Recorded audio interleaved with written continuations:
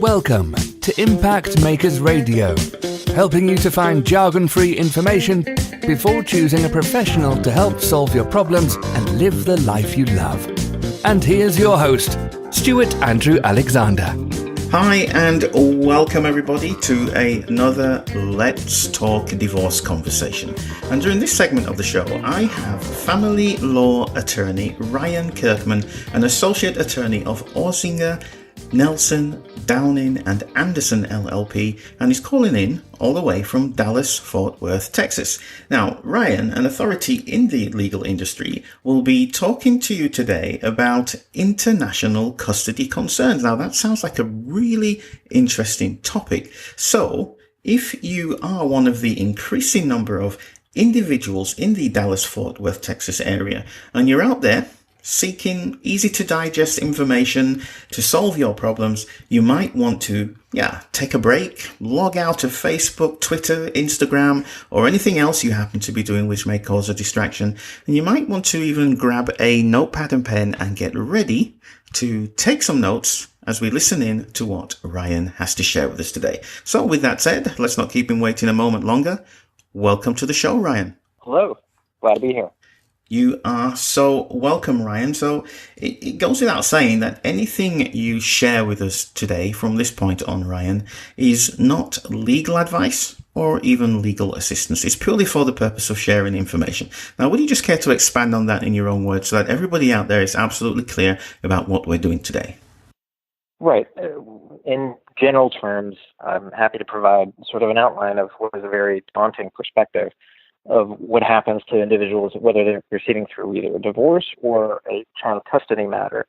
But in order to truly advise somebody, something called an attorney-client relationship has to develop. So we can speak in a general, say, 30,000-foot perspective, but getting into the real nuanced details of your particular case, that requires something more, which usually happens after a consultation and then whether or not an attorney takes you on. So this is just overview of this otherwise kind of confusing area of our life, our world. Fantastic. Thanks for making that so clear then, Ryan. So tell us a little bit about Orsinger, Nelson, Downing and Anderson, the company who you're associated with, and the people who you serve, and the various types of situations that they find themselves in when they come to you for your help. Right. My law firm, Orsinger, Nelson, Downing and Anderson, is a law firm in the Dallas, primarily in the Dallas-Fort Worth area, although we do have an office in San Antonio, Texas as well. We're a boutique firm, meaning that we concentrate solely on family law issues. That entails divorce. That also entails child custody, or what are called modification suits. Those are suits after a divorce has happened, but they relate just to the child and the parent-child relationship.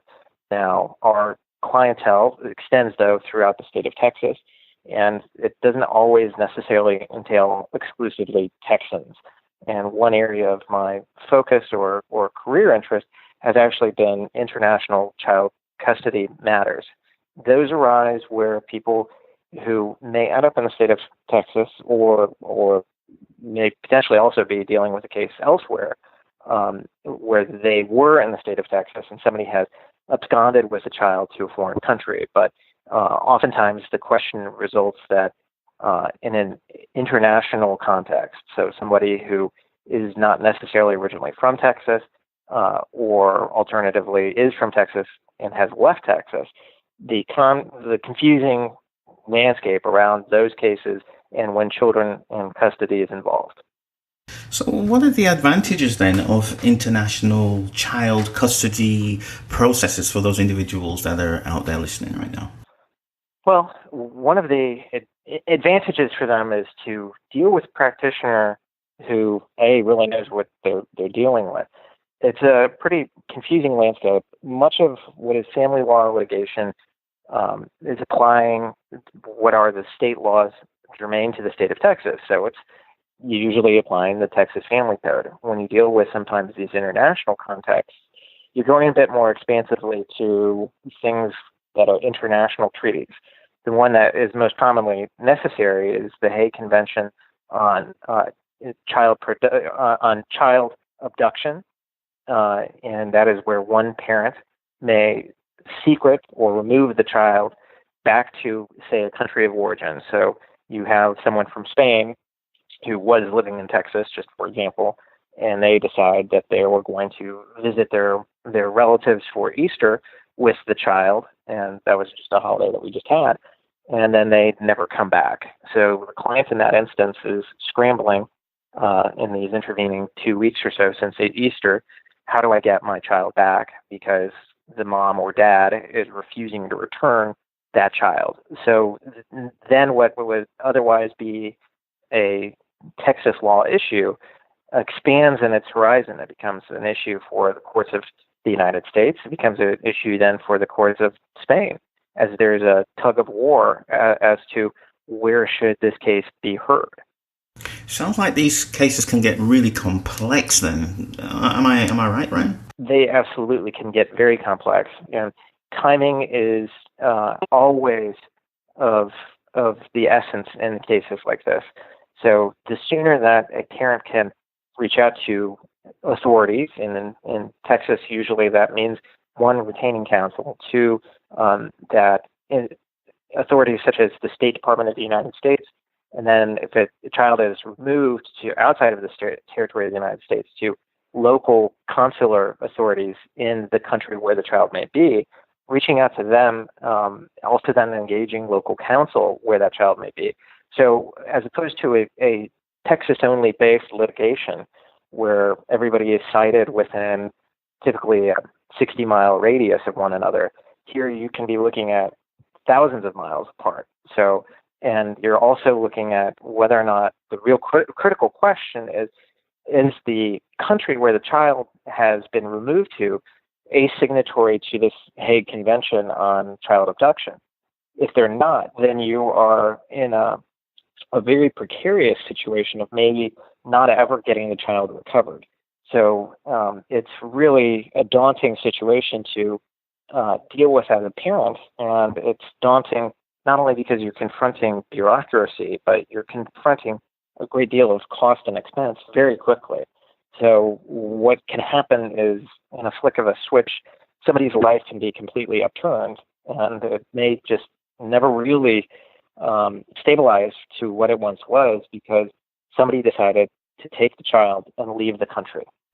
So far we know who you help, the various types of people and the kinds of situations that they come to you when they need your assistance. And we've also know now what the kind of advantages are of the international child custody process.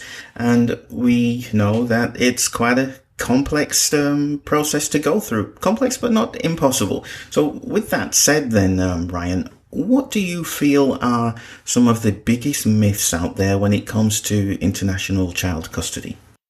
What is one of the biggest myths is that other countries who may be signatories to the Hague Convention on Child Abduction will give it the same measure of deference as the United States does.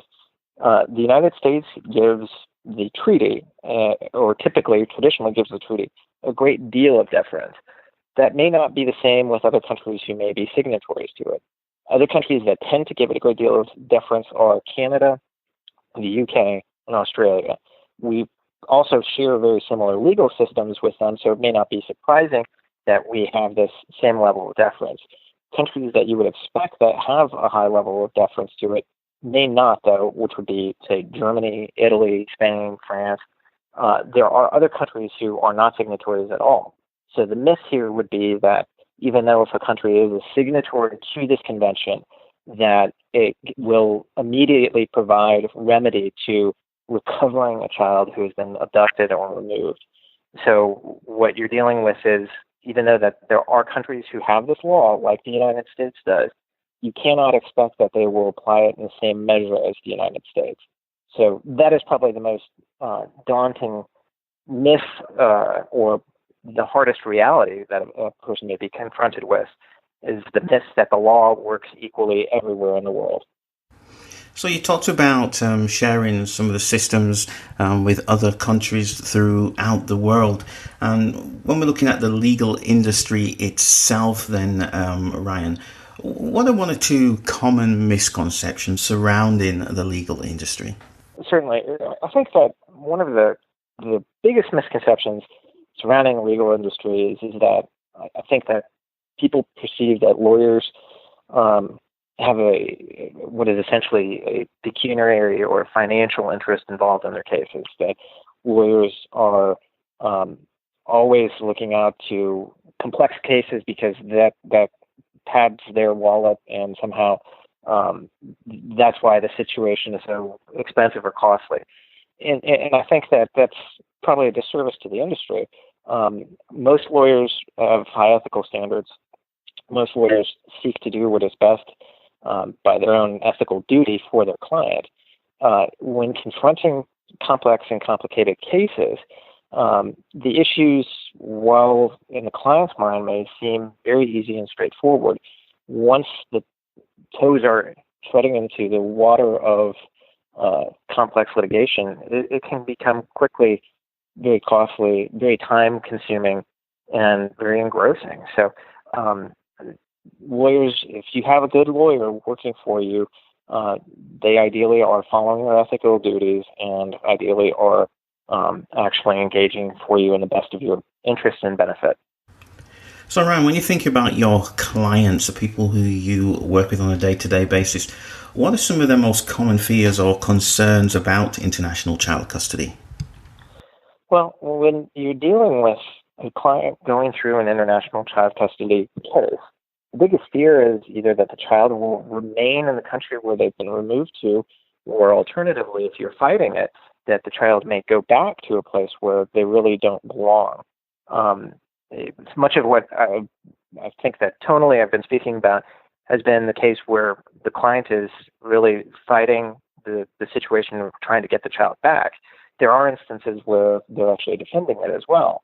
So the real agony for the parent to deal with is one way or another losing that control and having the child not be in their home of habitual residence. So that is that's the biggest concern that I think we deal with. Mm. So now let me just throw this question in there, because I just thought about a situation that I've seen happen quite often. I used to be in the British Air Force, and I was based in Germany. I ended up living in Germany for 17 years of my life, so I know Germany quite well. However, with living over in Germany, I know a lot of ex-servicemen, especially in the US forces, who had children in Germany. There was a German partner, and then at some stage were posted, went back home, and wanted to have their child or take custody of their child back in America. However, they were not married to that, to their female spouse. So, I remember speaking with these guys, and quite a lot of them never even questioned whether they had the right to custody or not, because the perception back then, and we're talking the 90s, mid-90s, was that, if we're not married and she's in Germany, the child's German, I'm not on the birth certificate, I don't have any rights whatsoever. Now, I don't know whether you deal with similar kinds of cases, but in a case like that where you're not married and you're the mother of your child or the father of your child happens to live in a different country, do you still have the rights to custody of the child? Typically, the answer tends to be yes. And it's often wise to get that if you have awareness of that child, meaning that it isn't a surprise or a secret to you, it's actually also best to take efforts to secure some measure of legal right to it. The reason for it is, or at least to establish clarity, the reason for that is that if you don't, you may end up with a surprise, say 16 or 18 years later, of someone seeking back support if it was never paid. It's not even just a question of doing, quote unquote, the right thing. Generally speaking, if you are a parent to a child, then there are legal ramifications that would flow to it that would include that you have a right to enjoy some measure of custody with that child. Usually that requires some type of adjudication of those parental rights. That tends to be the process is paternity. That is usually some legal filing where you seek to file for your legal rights to that child. And it may be, and the situation that you cited was definitely spot on. There are many, many U.S. soldiers who have been abroad. Germany tends to be one place where there are a lot of U.S. soldiers who are abroad, and they may encounter exactly that situation that you're going through. They may even actually be with an American spouse while they're there. The two may be not even military related. They could be civilian contractors. I've experienced that, where two Americans leave from Texas, where they used to live, to, let's say, Stuttgart, and are working as civilian contractors in Stuttgart. They bring their kids with them. They decide that they fall in love with life in Stuttgart and that they're going to stay there. Then the question is, this American family, American wife, American father, and American kids, now are in sort of this legal limbo, because are they really going to be applying German law, or are they going to be applying Texas law? Depending on the length of time that they're there, they'll soon find out. If they've been in Germany for more than, say, 6 months, they're likely going to be in a situation where they've lost the jurisdiction of Texas, and the jurisdiction of Germany will apply. So inadvertently, these international custody cases may arise. Nobody expects to be in that situation, and then they tend to be shocked when things in that relationship may turn sour, that rather than going back to Texas where they anticipated they would be, they're instead litigating now in Stuttgart, where they never really had a long-term idea that they would have a connection to anyways. You know, what's becoming clear in our conversation today, Ryan, is that to try and go it alone without the help of an attorney, I wouldn't recommend. Personally, I wouldn't recommend that myself. These cases just sound so complex. So, with that said, then, Ryan, what other perceived obstacles do you see that might be preventing individuals from seeking the help of a family law attorney like yourself? The biggest obstacle is, unfortunately, cost. And I think that that one way or another, even if the cost is a true barrier, usually you can find some measure of informing yourself about what the law may be, so you know that what you can expect if you somehow have to go it alone. There are resources available to educate yourself. Not that I'm advising that people go through this daunting pathway on their own, but there are resources to try to reach out to. But as you said, it is a very complex aspect of the law. That's where an attorney's help can be essential. I think that when people are confronted with such difficult circumstances, one pitfall is that they tend to duck their head in the sand like a scared ostrich, and that not confronting these issues proactively actually makes things much, much worse. So allowing time to slide by where they passively don't do anything or just assume the issues will self-resolve places them ultimately in a worse position. So even if you can't afford it, figure out proactively what you can do to help yourself in that situation. And that's usually the best advice that I can give. So Ryan, can you share an example of how you have helped, or even how you would go about helping somebody with an international child custody case, and what kind of results you have been able to gain for them, or in general would be able to gain for them? And obviously keep your client confidentiality in mind in your answer. Certainly. It's sort of similar to an example I mentioned earlier. One of the most prime cases would be where I had a client who was an American, and he fell in love with a wife in country of Portugal, and they ended up having children in Portugal. He got an assignment back in the United States, moved to Texas, and they made a life in Texas for several years. Well, Texas is not quite Portugal, and it's fair to say that one who grows up in a family where they have frequent contact with their relatives and the grandparents and extended family because they live in proximity to them, now not having that proximity causes something like homesickness, and that homesickness can be pervasive. So in that instance, the mother left with the children after this homesickness, which was something of a depression. Dad, my client, was initially open to the mother leaving with the children to ameliorate or to address this depression? Well, lo and behold, several weeks began to pass, then actually holidays and seasons were moving forward, and Mom didn't want to return to Texas. So we had a situation where Dad was growing increasingly both despondent and desperate to return the children to the place that they had established as their home. Well, legal action ensued, both in the United States and in Portugal. And the ultimate outcome of it was that the Portuguese courts reluctantly realized that Texas was the home state or the state of habitual residence for these children. It's where they had been attending schools, where they had made their lives. And reluctantly, they ceded jurisdiction back to Texas. That took, in terms of process, nearly a year worth of fairly contentious litigation, multiple hearings, went even through an appeal process. So it was very hot and heavy litigation, but ultimately the end outcome was that the children returned to Texas and something of a stabilization occurred. Now, at the end of the day, this could have potentially been resolved one way or another in a different manner.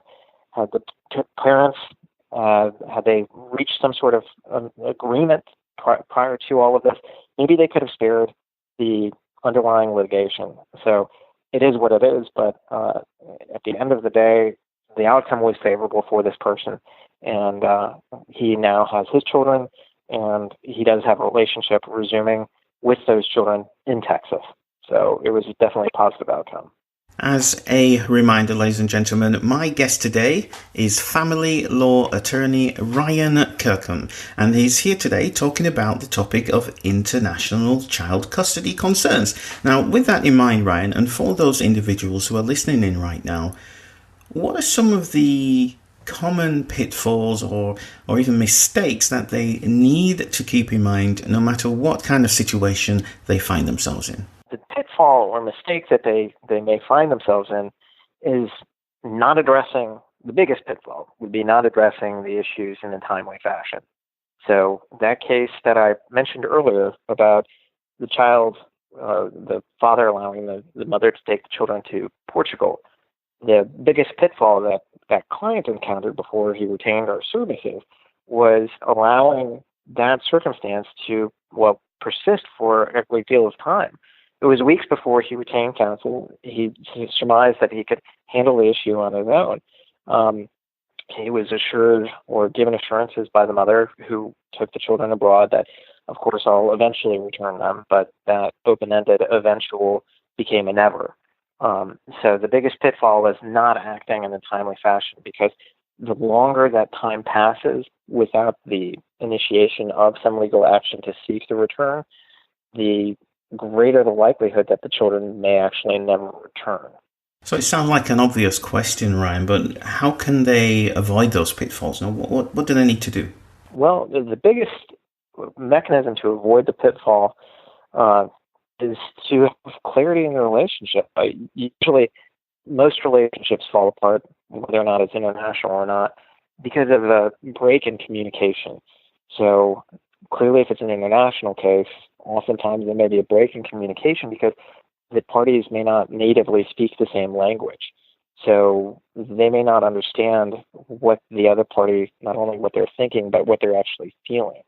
So if they can, one way or another, improve their communication so that they can make clear that something like a return to the home country or of one parent or the other, or moving the children from what has become their home country, is either unacceptable or that there's some recourse or mechanism that will follow from it, that's a clear path to avoid a pitfall. Unfortunately, a lot of times, because of this communication gap, they may never get into that situation where those things actually become avoided. So kind of, it's altruistic to say, talk better, but usually that's the best course. So Ryan, when you think about all the clients who you've helped to achieve the transformation that they were looking for throughout your entire career, on a deep down personal level, Ryan, what does that give you? How does that make you feel? Well, I appreciate that question very much because it is a unique feeling. It's you're not necessarily in a position where you're proudly observing like a parent watching a child taking steps, but you do have a measure of pride where you get to see that someone who had been living through this crisis has now had that crisis remedied. That they have their life back. So it's a great deal of pride that I have when I can help someone in that situation. For them to get the trauma of that malignant phase in their life past them, it is a great feeling. Now, it's not always going to be necessarily a perfect resolution.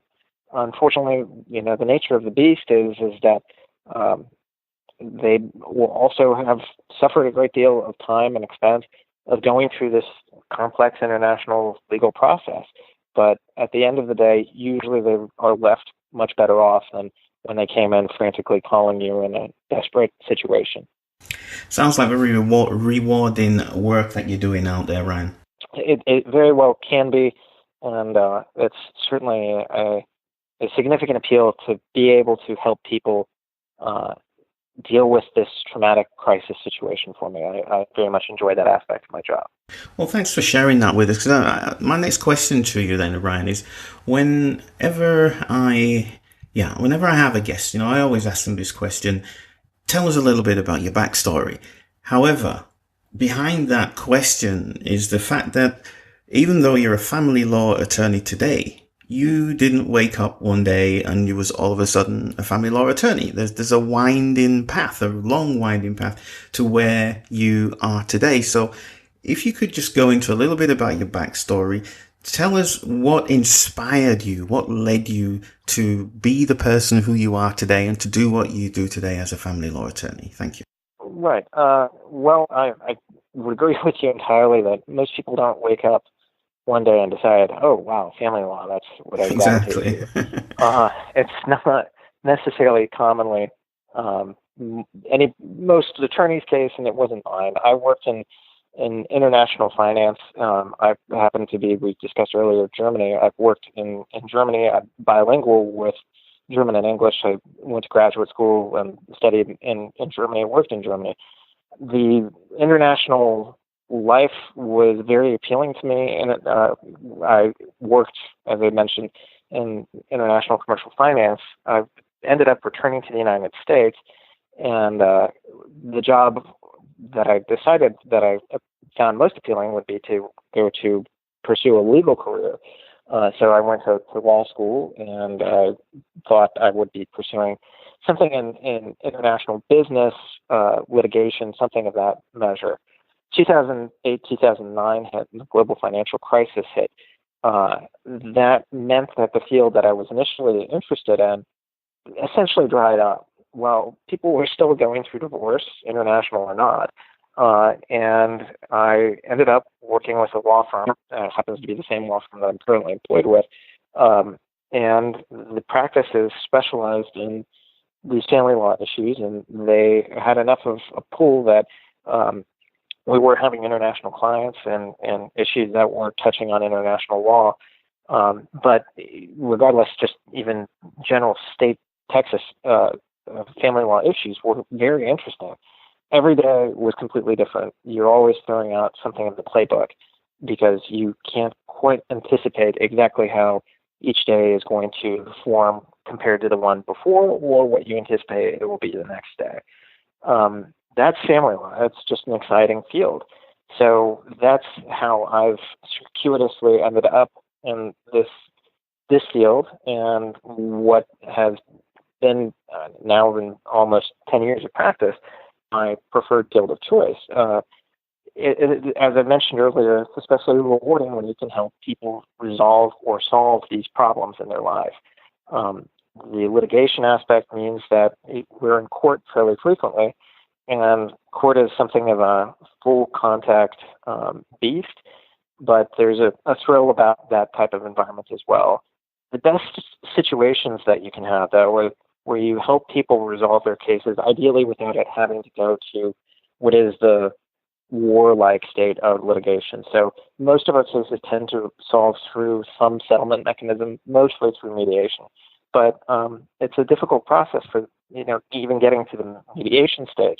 But that's where most cases solve, and most times that we see the client reach a conclusion to their case. But that whole process has now been a very satisfying part of my life, and I'm surprised to have ended up in this. If you told past Ryan from 15 years ago that I'd be doing this, I probably would say doubtful. Exactly. But here I am. Right. Thanks for sharing that with us, Ryan. You've obviously worked your socks off and invested in yourself and got yourself qualified to be an attorney. So when you think about your whole journey, that journey that you just shared with us, please share a lesson that you may have learned earlier on that influences how you do business today. Well, I think one of the important lessons is really learning how to listen. The client oftentimes, they're seeking not only an advocate who will speak for them, but it's learning how to listen to what their story is. And a lot of times people going through a family law case, they may be very frustrated because for years their spouse or significant other or whomever has always been a dominant voice in the room. And their wishes or desires are never amplified or heard. So being able to listen to what their interests are and being able to advocate for them from that's probably one of the important skills to take away that I learned early in my career. I've benefited by having great mentors. The partners in my law firm are all very experienced and very well respected in the state of Texas. So that was always an important step of my training, was from my mentors, learning to listen to what the client had to say and making sure that their wishes were followed and that within the contours, of course, of the law, but that we were making sure that we could seek to fulfill their objectives. I've just got a couple of more questions for you, Ryan, before we close out our show today. So with that said, what's the most important question that individuals should be asking themselves while considering or while thinking about international child custody? Well, the most important question is really, where will this litigation, where do they see their home state or place of habitual residence? The place of habitual residence is a term of art. It's used in the Hague Convention on Child Abduction, and it looks to say what is the place where the child, the focus is really on where the child has lived primarily throughout their life. So you may have, we spoke about it earlier, a U.S. Family who may be living in a foreign country. We mentioned the example of Germany. But if there's a child in that relationship and the child has lived in Germany for 10 years, then that child's habitual residence is now Germany, even though they may have a U.S. citizenship, and that, very tangentially, the U.S. was their initial home. That may mean that the real place where all the litigation will be happening, whether they like it or not, may be that foreign country. So that's usually the primary question is, where have they been living and for how long? So before we close out then, Ryan, with our last question for today, what's the most important thing that individuals should be asking themselves when evaluating a family law attorney? I think the most important question that they should ask themselves are, do they understand the complex nature of the question present? If it's an international custody case, then you want to have ideally an attorney who has experience in navigating the waters of this type of litigation. There are a number of nuances to this type of litigation. Critically, you're talking about cases that are dealing with issues that may have a variety of languages involved, translators are necessary. It's a very challenging field to navigate. So ideally, you're dealing with someone who has some expertise in dealing with that. Otherwise, you're just flying blind. So that's usually one of the central components. The next consideration would be whether or not you have rapport with that attorney. This is a person who you're potentially investing a great deal of time and money of your life with. If you have no character rapport with that attorney, you can interview somebody else. And the same actually would be a practice to other attorneys, but they're not our target audience here today. So if you don't feel that you connect with your attorney, it's fine to interview somebody else. You don't have to go with the first attorney that you meet. Okay, so if somebody feels that they want to know more about international child custody and the whole process behind that, what would be the best way for them to reach out and find you then, Ryan? And also, when they do, just take a moment to actually paint the picture of what will happen when they do take that step to contact you. Sure. The best mechanism would be if you are interested to find my services, for example, our website probably is the best resource, and that's ondafamilylaw.com. Not only is it a resource that will allow you to find out about the variety of attorneys that work for our firm. Again, we're all family law specialists, but there are a number of articles as well as blogs on a variety of these topics. So these are areas where we've written on or presented on academically that may provide additional insight, certainly more than we've been able to actually cover today, but that the client may find a number of resources available, or potential client may find a number of resources available on the website that can do that. The next step then after going to the website would be to make a phone call or an email inquiry and setting up a consultation. The consultation is important because we can go through and identify the issues presented in the particular case that the client may have and ways that we can either help them or figure out, if we can't help them, who they need to go through instead. If the case may be that typical one where an American serviceman is living in Germany and now has a custody question arising, and they go to a Texas attorney, well, if the child doesn't live in Texas, has never been to Texas, and that the parties were in Germany throughout the relevant period, it's likely that the answer I might give them is that they need to consult with a German attorney. So we're happy to refer out to the best type of person for that kind of case. So regardless, the website is usually the best site to turn to first, and then once the personal contact is made, we can guide you throughout the next process steps. Well, Ryan, that's it. We're out of time. Can you believe it? The time has just flown so quickly, and you shared lots of great insights, but we do, unfortunately, have to go. I just feel like you're beginning to scratch the tip of the iceberg. However, we are out of time. Isn't that a shame? It is. Thank you very much for the opportunity to speak today. I appreciate it. You are so welcome. So let me just take a moment just to remind everybody that we have been listening to family law attorney Ryan Kirkham.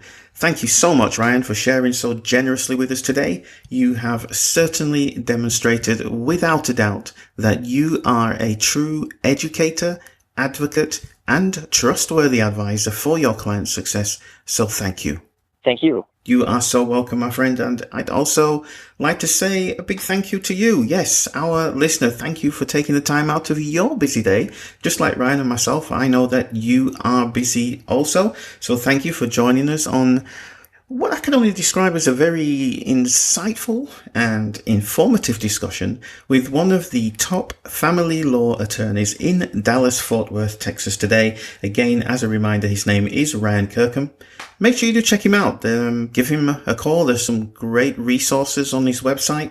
I'm sure, whatever you do decide to do, ladies and gentlemen, that after listening to Ryan today, you'll most certainly going to be in good hands. So that's it for today, folks. Again, my name is Stewart Andrew Alexander. I'm a long lost distant relation of the British royal family, but they don't tell anybody about it. Could you imagine that, Ryan? That's amazing.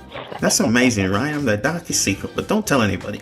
Anyway, with that said, We'll be back shortly with some more leading family law professionals in this, our series of Let's Talk Divorce Conversations. So, until then, take care, have a great day, and we'll talk real soon. Thank you for tuning in to Impact Makers Radio. To listen to all past, present and future industry thought leaders and trendsetters, visit us at impactmakersradio.com.